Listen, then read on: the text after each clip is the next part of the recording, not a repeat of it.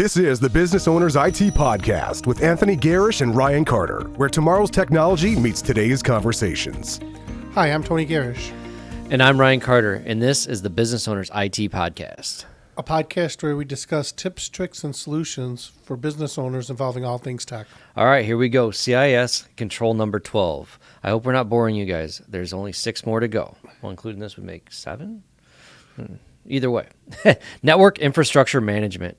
This one is to establish, implement, and actively manage, track, report, and correct network devices in order to prevent attackers from exploiting vulnerable network services and access points. So, Tony, you want to take us through the key aspects? Sure, the key aspects. Here we go. So, using my cheat sheet because I can't remember all of this stuff, but inventory of network devices, secure network configurations, network segmentation, access control for network devices, regular updating and patching, and again, that's going to be of your network infrastructure, logging and monitoring, regular testing and audits, and then resilience and redundancy. So we'll go through and try to explain what each one of these means in your terms. So to hit off on the first one, inventory network devices.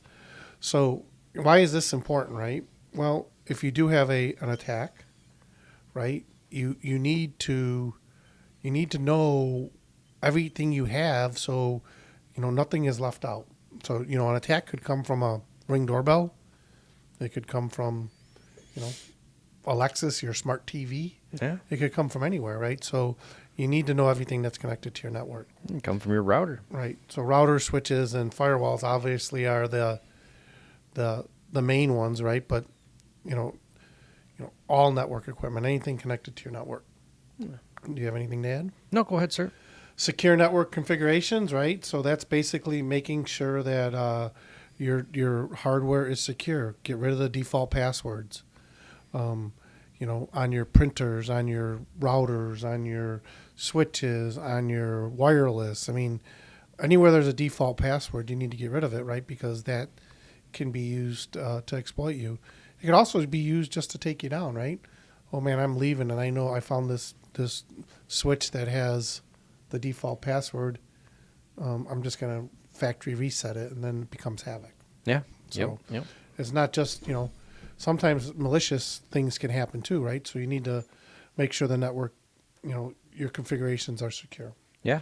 And they have to be reviewed. So I know at our place, we have, manage over 100 firewalls, and we have somebody that's always looking at them once a month. Managed firewall, we have a checklist where they go through every month or every quarter and just check to make sure everything's the same, that nothing's out of whack. And that's a good point, Tony, is that, you should be checking your firewalls, making sure that they're updated, the passwords have been changed, just the small things like that. But there's rules in these firewalls that allow things in.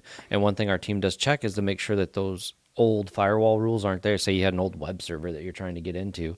That thing's been decommissioned. Why is the rule still there? What if something else picks up that IP address on your network, and now all of a sudden someone has open internet access to a computer now, or a printer, or something weird that's on your network just because of that? So you do want to make sure you're checking those rules or firewalls and making sure that they're up to date and your rules are checked. I would say check them quarterly at least. Yeah. This is my favorite, the next one, network segmentation. So I can tell you I have a son, Nicholas, and at my house, his stuff is not on my network. So, my wife's computer and the computer I use to access work is on one network, and Nicholas is on everything else is on a different network. So, even at home, I segment it, right? I trust Nick, but I don't trust him enough he needs his own network. Oh, so. For sure. I heard about your internet bill recently. Yeah. So. Oh yeah. So you heard about that? Yeah. Yeah, so the story there goes, right? I keep getting a text that I used 1 terabyte and that Comcast is going to charge me. So yeah, so then my son, of course, his thing to me, Dad, you hurting for money? That's his thing. So, but anyways, yeah, I segment him off so that he has his crazy printers or whatever he has going on down there. He's segmented off. But in real practice, it's good, right? So, maybe you can give a few examples. I'll let you talk a little bit about customers where we segment the network off, things that we have done. Well, we've talked in other previous podcasts too in this framework of, the first most important thing that you should segment is your guest network away from your private network. Yep. So that way, when you have people come over to your office to say, hey, give a presentation or something like that, they bring their own laptop, just give them that guest password so they get on the internet, get what they need to do the presentation. That way, they're not stuck on your private network. And what happens if they bring something with them on their computer that could leverage its way into your network? You just never know. So your best bet, that's your first thing to do, is make sure you segment a guest network, and anything on that guest network shouldn't be able to talk to anything else on the guest network. So that's one of the biggest segmentations. Tony does a really good job recently of making sure that we segment the IoT devices into their own network. Your TVs or your Ring doorbells, like he said, or just anything else. I mean, people have light switches now that are IoT devices. So you just want to make sure that is on its own network too. And then another good one for your homeowners is, if you're doing all this segmentation, you should, if you have an opportunity to have a fourth one, maybe, is have a media network. And that media network is because it has a good, strong password, and you put it on your TVs. So then if you change your IoT password, or you change your private password, whatever you change, those TVs still work, because that's the last thing you don't want. Change a password, then your kid's calling you at night trying to get on the TV while you're trying to enjoy dinner. Yeah. So them are all good things. I mean, it's good to segment it, right? And it's safer, right? So if attack does happen, you can narrow it down to what network it's on. Yep. And you can over-engineer this too, just so you guys know. Some people over-engineer it way too much on the segmentation. Really, you should just have, the stuff that you don't want touching your work stuff, just keep it away from it. You know what I mean? A guest network and stuff is an easy way to do it. Sure. Absolutely. So access control for network devices. Okay. So this gets in is like controlling like who can access the device, right? And this is going to be in a little bit more high security type of situation, right? Who can access the firewall, and does it have two-factor authentication? Who can access the data backup, or the backup system? Do we have two-factor authentication? Do we have roles based on what you need to do? So, if we get in a situation where we might have a co-managed, right? Well, we may give somebody access to just view the status of the backups and stuff, but not let them manage it. That would be a good example of where you would give somebody, reduced privileges. Mm-hmm. Like a read-only access. Yeah. Same thing with switches and stuff, right? You need to only allow people that need to do that work do it. Yeah, and sometimes it's not a whom, it's also a what can access that. So sometimes there's a management network that's been created in that segmentation we talked about, some of the bigger clients. Other times you can limit the IP addresses that can access it. So maybe you have just a certain couple PCs on the network that should be able to access that. We call them jump PCs in our business. But just certain things that can access that firewall or that switch, and we've limited it down just to those IP addresses. Yeah, and that's a good point. So in our business, every firewall we manage can only be managed from known IP addresses. So they can't even manage them through a VPN. So you can either manage them on site, or you have to manage them through a known IP address, which becomes a hassle for us, right? Because if we're, it's a hassle, but it's well worth it. So if we're somewhere where we have to manage a firewall, we actually have to get in securely to our network and then jump from there through that jump PC or terminal server, whatever we use. And it's worth it. Yeah. It's worth it. Here's another big one, regular updates and patching. I mean, if you guys watch the news, you'll notice that there's lots of firewalls and tech that's been, there's vulnerabilities that have been found in it. Those network devices have to be patched. So, your Ethernet switches, your firewalls, your printers, all that stuff needs to be patched. Yeah. What's funny is you'll find the vulnerability on the internet for a router or firewall or something like that, maybe a home version of like an older Netgear or something like that. And there's companies out there that'll go and scan the internet and look for these devices. And it's so crazy that there's 20, 30, 40, a million devices out there that are still vulnerable because they're on the internet, because someone stuck them in their closet and never updated them and just forgot about it. Yeah, and sometimes it doesn't matter, right? So I can give you another example, Access cameras, right? Access is the leader in IP surveillance and has been around forever. Right. So, there's a lot of old cameras that are out there that have vulnerable, Linux servers in them that they can be easily hacked, and known vulnerabilities. They're still out there. You can use a vulnerability scanner and scan for them, right, and find them. But the key is, in our case, if we had that and we segmented the network, we really don't care if they get into it. It's a camera, it's looking at a piece of machine or a yard. If they get in, there's nothing they can do. They can't jump around. So, you just segment it off and you can still use that. But, because sometimes there's no more updates for it either. There's vulnerabilities. They didn't update it. There's no more updates. Yep. And the owner made a business decision not to purchase a new camera at that time. Mm-hmm.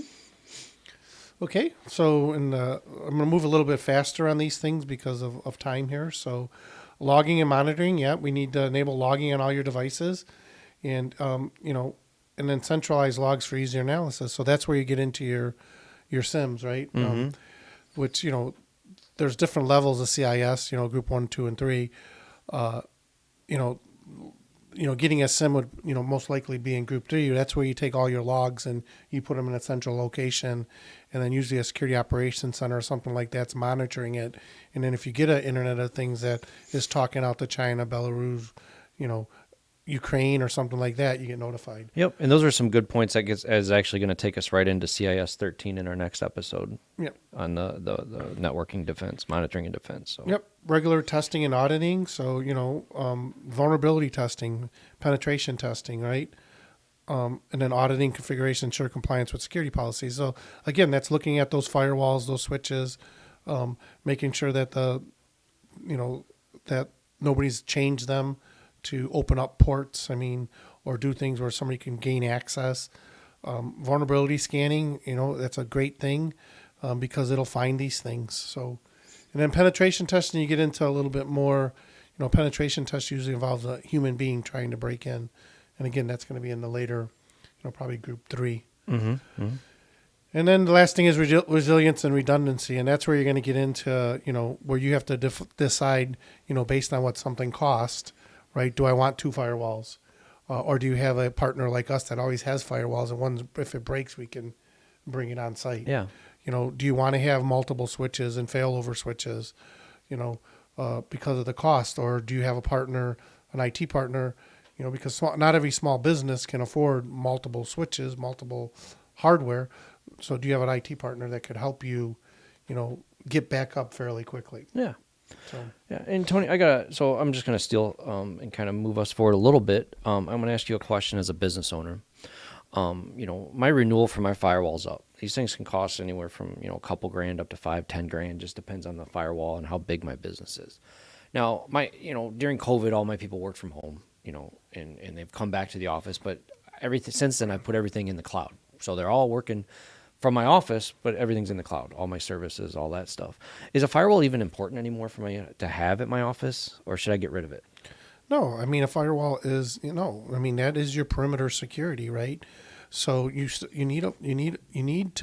to have a firewall so that you can monitor all inbound and outbound traffic. So if you have an office, a brick and mortar, right, and you need to have a firewall. What happens if somebody gets in? You need to be able to identify that they're actually in because they could use you to jump. Now, I know people, we have customers who use a company called RightWorks for their accounting, right? So, if I can get into that person's computer, if I can get into a person's computer that has access to the RightWorks stuff, right, they can use that computer to jump, and I want to be able to see that. Mm-hmm. So if I have just a regular Comcast modem, the other thing too is, Comcast, they change out your modem. If you don't have a firewall between the perimeter and there, every time they change the modem, you're going to be reconfiguring your network. Your printers aren't going to work. Your cameras aren't going to work. Your phones aren't going to work. And none of that's going to work. So you have to have a basic firewall. And I would also say, I encourage getting the blades, the software blades, intrusion prevention, IPS, all the blades, the virus scanning, the no malware, the filtering, you need to get all those blades. Those blades, we call it, I think it's still called a 5th generation firewall, where it has all that extra power to it. And that's where you spend a little bit extra money, but it does help. Yep. And another thing too is, you're not going to get that network segmentation we talked about earlier. True. VLANing is very difficult to do without a firewall and the extra ports on the edge of your network, because that Comcast modem or AT&T modem is not going to do that work for you. Yep. So another thing too is I want to bring up our tip of the week. which is something we haven't discussed in this, but it should be part of it because you need to know your network infrastructure. The controls network infrastructure management. You should have an updated network drawing of your network, because that goes right back to the first thing that we talked about is you need to know what you have on your network and what there is. And that updated network drawing is going to help someone like us figure out what the problem is a lot faster. And 2, it lets you as a business owner know what you've got and what you've paid for on your network. Yeah, and I don't, even at Unique, I don't know that, we do a good enough job of that. I mean, we used to do a lot better job of having things documented because we can get the information from so many different places. But when the shit hits the fan, I hate to use that word, right? It's easier to have a piece of paper in front of you to figure out where everything's at. Yep. Hey, you know what? We know we have something happen. There's Ethernet switches here. There's firewalls here. There's two internet connections. There's 3 internet connections. Oh, there's a cellular connection. So when something bad is happening, that piece of paper that can show you everything, you could say, okay, Ryan, go unplug this one. John, go unplug this one. Let's get this stuff unplugged, right? And then triage it. And we are doing better at that, Tony. Since we started instituting these frameworks, yeah. Our team is starting working on the network drawing. So I think you'd be pleasantly surprised with what you'd see right now. Yeah, well, I'm not really involved too much more in the tech side of it, but that's fine. I'm just happy to say something to you and be like, hey, man, we got that now, instead of you being like, where is it? What's going on with it? Blah, blah, blah. This is where we're falling short. And he's right. We have been falling short, and this is why we want to do things like make sure you keep an updated network drawing. Well, yeah, and documentation is important. And I know we're running out of time here, so John over here is getting antsy. But documentation is important because, it's important when there's mayhem and when there's uncertainty and when there's, people are just scrambling because something happened, instead of just sitting down, taking 2 seconds, looking how everything's configured, and then taking action. Yeah, agreed. So, there's sometimes you set up a network or you set up something and you may not make any configuration changes for years. Yeah. Because it just works. And you forgot about the Ethernet switch that's up in the ceiling that's, over the, lunchroom or something. Well, I mean, how many times, Tony, have I been on site scrambling? I can't figure out the problem here. And you're just like, well, let's pull up the network drawing. Right. And you walk through the drawing with me and you always say, I can name that tune in 5 seconds and figure out what the problem is with this drawing. And he does. Yeah. And that's what those kind of things help with. All right, so let's wrap this up, right? So the objective of this CIS Control is to ensure the network infrastructure is secure, well-managed, resilient, reducing the risk of unauthorized access, disruption, and attacks. So that's what this is for. Again, it's one of the later ones, so it's not as important as, they don't think it's as important as number 1, 2, and 3, but it's still a very important framework. Yep, I say all 18 are important in their own, and we'll get there. Yep. Take us away. All right, well, I'd like to thank everybody for tuning in to the Business Owners IT Podcast, and we hope to see you next week. Yep, see you next week where we talk about CIS Control 13, Network Monitoring and Defense. Ooh. Thank you. Unique Computing Solutions. Your IT challenges solved.